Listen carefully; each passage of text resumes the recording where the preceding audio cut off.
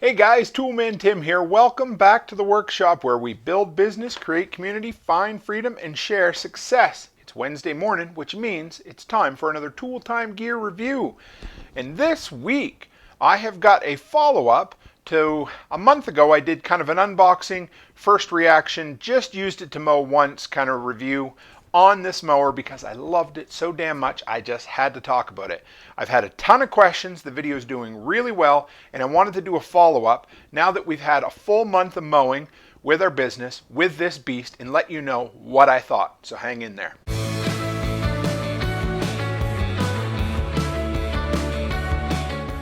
Alright guys, real quick before we dive into the review, if you've never gone by, go to toolmantim.co, that's toolmantim.co to check out everything there is to know about what I do, what I offer.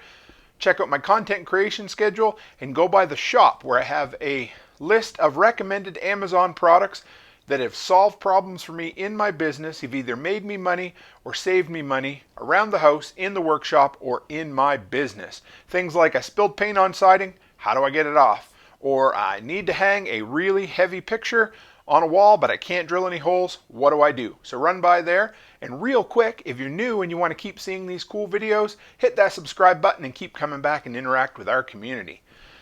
Oh, all right, guys. So, first off, full disclosure, I love this thing. I've said that before, but I love it so much that I just bought a second one. As a matter of fact, the stand that this is standing on is an unopened, brand new Dewalt 20 volt push mower with a moving blanket over top so it looks professional, just so you know.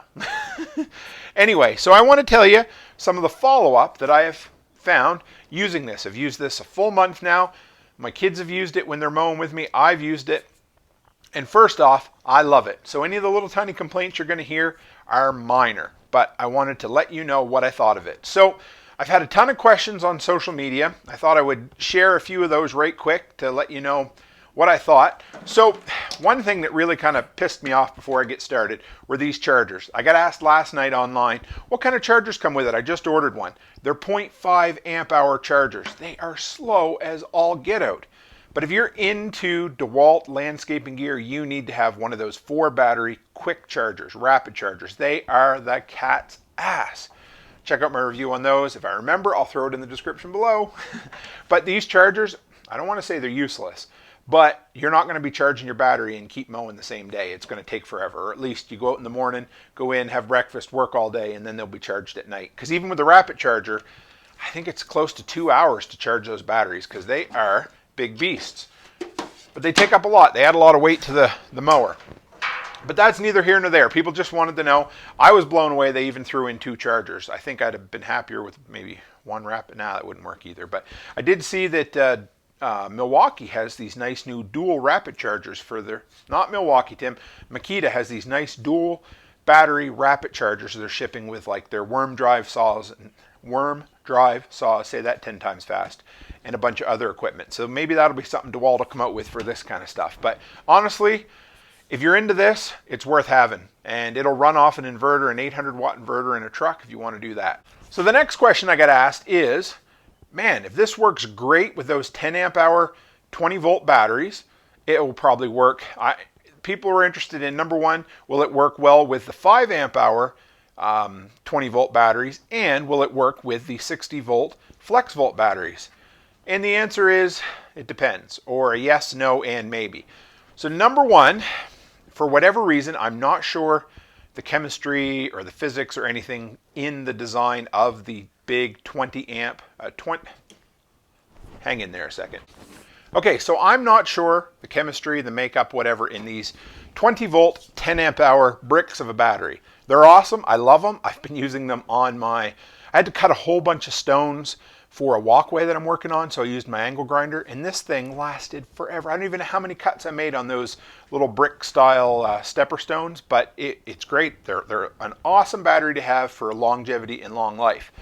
They work great in this thing, but so everybody asked, how about the 5 amp hour or the flex volt batteries? How do they run in them? Number one, this will run with the flex volt batteries. You get a really good run time on them. And with the 5 amp hour batteries, you get about half the runtime of the 10 amp. But something I found, and I don't know why that was, and I hope it's not just my mower. I'm going to test it with the next one as well, but I tested it on a few occasions. It has a really hell of a hard time getting up into that higher gear with those smaller batteries, or smaller capacity batteries. I don't know how you exactly describe it, but one thing, this beast isn't too bad in wet grass, but if it's going along cutting short or dry grass, it just runs along at its normal speed. And then if it gets thicker or denser or built up underneath, it kicks into a higher gear. But the problem I was finding was with those 5 amp hour and the flex volt batteries is it didn't want to kick up into that extra gear. So there's got to be something in the build of these batteries. I don't know if it's the extra cells or what it is, but whatever it is, it allows it to kick into that higher gear and keep going. So what I was finding was with those lesser capacity batteries, I was getting bogged down in the heavy grass. Now, something else about this guy, it doesn't love thick, wet grass. Now, that's a bit of an issue at the beginning of the year, but honestly, this is an incredible, this is perfect for a maintenance mower. Once you've mowed once for the year and you're just keeping it, you know, we mow every single week, this is the cat's ass for that. Now, if you show up and it's been a few days because you couldn't mow because it was wet, what I would suggest is making 2 passes. So go across at half height, then drop it down and go across at another half, or you know, the second half of the height. Now let's see if I can flip this guy up here real quick and show you. Number one, I love underneath here, although it's a little dirty right now. I did pressure wash it the other day and it cleaned up really nice. It does build up around here a bit, but the big thing that I found was with really thick and wet grass, and it has to do with, I don't think there can be a lot of resistance on the mower, on the motor and the mower to get started. But if a lot of wet grass builds up around here and gets against the blade, if the blade stops right there, what ends up happening is it doesn't have enough oomph to get started. So you have to make sure that it's kicking out or cleaning out, that's all. That was the big thing that I found is, if it gets between the blade and the frame right there, there's not enough torque in the mower and the motor to get started. So just keep an eye on the wet grass. I told you before about this guy right here. Be careful, there's a pinch point. There is a little clip here that this will fit on, so keep it up in there, that'll help. But I love the folding ability. What else I love is when you have it like this, you can pick it up on 2 wheels like a dolly cart and move it around. Because with the batteries in it, it's a solid weight. Probably a little more than my Toro, but that's okay. Knobs have held up really good. Okay, another thing that I found out, check your bolts when it shows up from the factory in the box. So can you see right there? I didn't realize that I was mowing one day. I should have checked this when I bought it, but I didn't.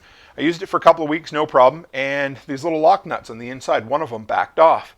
And I looked down just as it was falling off, and I thought, oh, damn it. So I dumped out the mower bag, sifted through all the grass, and found it, put it back together, and then at the end of the day, I tightened them up. So save yourself a lot of frustration. Take 2 minutes and tighten up these 2 bolts right here. Nuts and bolts, actually, because it'll save you a lot of hassle. The bag, let's see if I can grab that right quick and show you.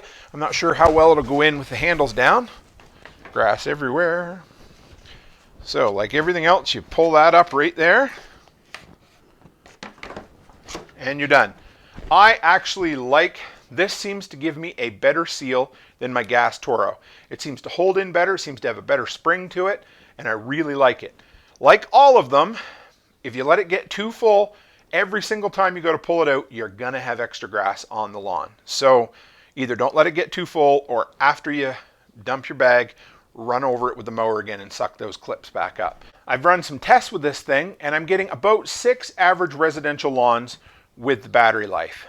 When my kids did, they got a little bit less, but I think they mow slower. So of course, if your grass, everything being equal, if your grass is the same height, the faster you go, the longer, the more lawn you're going to get cut, because if you're not, as long as you're not kicking into high gear, you're going to get, obviously the faster you go, the more you're going to get to cut. But I've been getting 6 lawns. They were getting 4 to 5 before they'd have to switch the batteries out. But yeah, it worked good for them.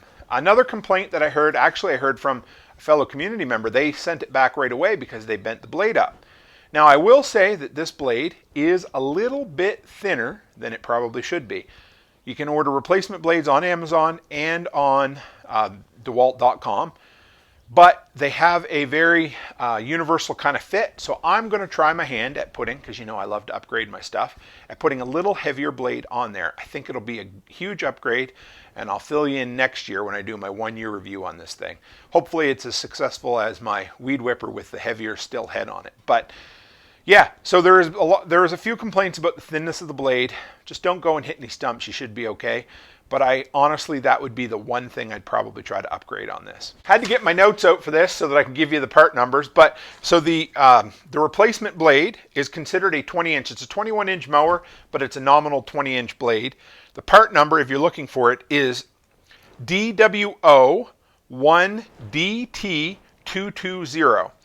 And the hole size is 25 millimeters. So a lot of universal blades should work with that.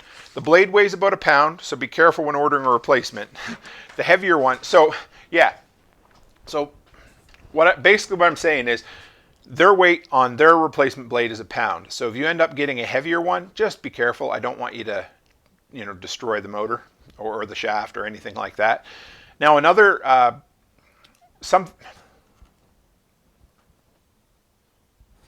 another community member mentioned, because there's been a lot of really good comments on the video and a lot of follow-up from other people, but somebody wanted to know, what the benefit was, why it was so efficient. And number one, it does come very close to the 75 minutes of runtime that you get with it. So I really like that.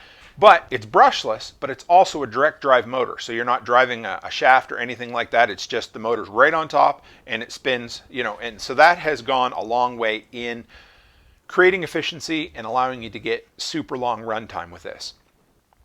So what are my thoughts on this after a month? Well, I love it enough that I went and spent another $600 to buy another one with 2 more batteries. If nothing else, these, I haven't been able to find the Bear mower available yet. Hopefully when it does, it'll be a lot cheaper. But just the batteries alone are worth 2/3 the price of the mower. It's awesome. I love how compact and storable it is. This removable key wasn't an issue at all. I thought maybe I'd take it out and forget about it, but it's not. Getting it started and getting it going, perfect. When you pull that trigger, give it just a half a second to wind up to full speed. If you're running it with the 2 10-amp-hour batteries, it runs great. If we split our mowing up into 2 days, I don't even need to add an extra battery set with it, but I do bring some 5-amp and some 6-amp flex volt batteries with me. But we're going to try it out a little bit more. I think my son wants to run the other battery one, which is great. So if we do, we're going to go to a full 100% battery powered lawn care service. So that's really cool. I like that. Some opportunity there for some entrepreneurial style people to run a environmentally friendly lawn care service, battery only, no emissions.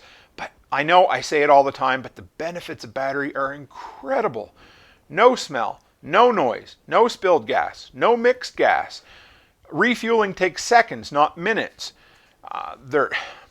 It's awesome. I can listen with my ear pods. I can listen to audiobooks with my ear pods on and not even have to worry about, having to wear them big, heavy, clunky earphone style. So there's that too, which I just love it. The benefits are a lot.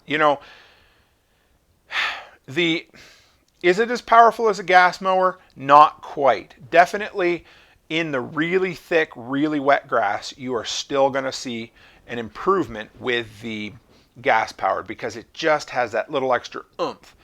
But for 99% of mowing, this is great. I'm not going to get rid of all my gas powered mowers, but we're going to switch to using these all the time. One final issue, kind of complaint, just one thing to be aware of is when you're at a regular mowing height, which I set mine at around 2.5 inches, I think it is, the bag picks up the grass beautifully. Doesn't leave any on the lawns. It's awesome. I love that. However, I will say, debris, things like pine cones and leaves and stuff, this does not do as good a job of picking it up as the gas-powered Toro. I don't know if it just doesn't create as much suction, but I haven't tested. There's only one setting lower than where I normally mow at anyway, so it may pick it up a little bit better. But if you're into doing a lot of yard cleanup, you got 2 options, I think, in the very beginning of the spring. Either give it a good rake yourself or go over it with a bagging gas-powered mower, and then you are perfect to go with this as a good maintenance mower. If I had just a postage stamp of a lawn in a suburban area, or even I was talking to somebody the other day, I think it was a 60 by 100 lawn. This is all I would want. This is perfect. Between this and, the battery powered weed whipper, it would work. But like I said, especially if there's a lot of heavy debris, it doesn't pick it up quite as well as a gas one. So this is 90% as good as a gas, but with 200% better features, and all around I just love it. I love not having to suck in gas fumes. When I go by my son while he's mowing, the little bit of sound that's actually there, this disappears, and you're almost like, is that even running? So it's really cool. Anyway, I wanted to do a follow-up. If you have any more questions, throw them in the comments below. I'll answer them. If there's enough interest, maybe I'll do a live stream Q&A on this thing eventually, because this seems to be the product everybody loves this year. And if you're new here, hit that subscribe button and keep coming, because we have lots of cool videos coming up for you. And as always, guys, stay happy, stay healthy, and have a great week.